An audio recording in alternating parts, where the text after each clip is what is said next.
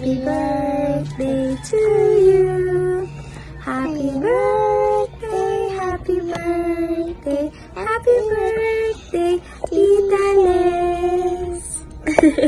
Say happy birthday, Tita Les. Happy birthday, Tita Les. Say I love you. I love you. And say God bless you. God bless you. Happy birthday, Mareski. Paus pa ako. I love you so much and I wish you all the best. I pray for good health and for more abundance, especially in the work of your hands, sa ministry and sa family. We love you so much and thank you for everything. I love you, Sister Ed. Say I love you, Tita Les. I love you, Tita Les. Bye-bye. Sing again. Happy birthday, Tita Les. Sing. Hello, Les. Happy birthday, na. Today is the day of your natal day. Diba? Kaya, thank you God dahil panibagong taon muli ang binigay ng Diyos sa'yo. I know na hindi lamang ito yung ibibigay ng Diyos sa'yo. Marami pang years, marami pang celebration ang nakahanda para sa'yo.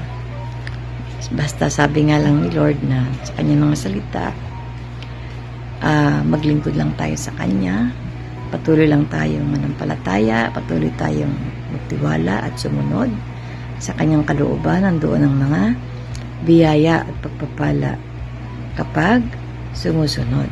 Sabi nga obedience is better than sacrifice.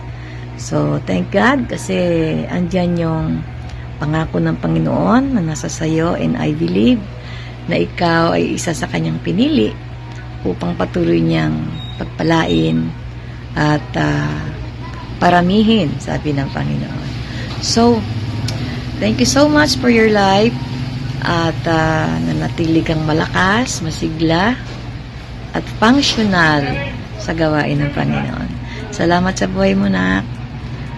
Thank you sa lahat ng mga encouragement, mga support sa family.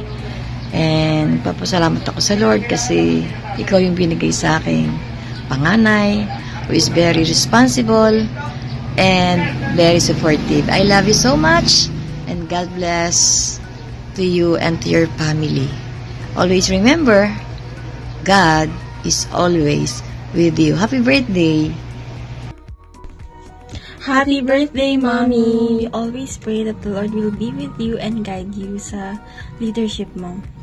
And thank you for supporting us, your children, and your family. And we pray na mas palaguin pa ni Lord ang pagpapala sa iyong buhay and marami pang birthdays ang dumating.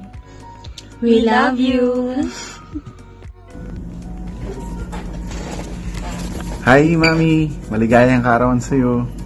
Magpatuloy ka lang sa paglilingkod kay Lord and we will always be there to support you.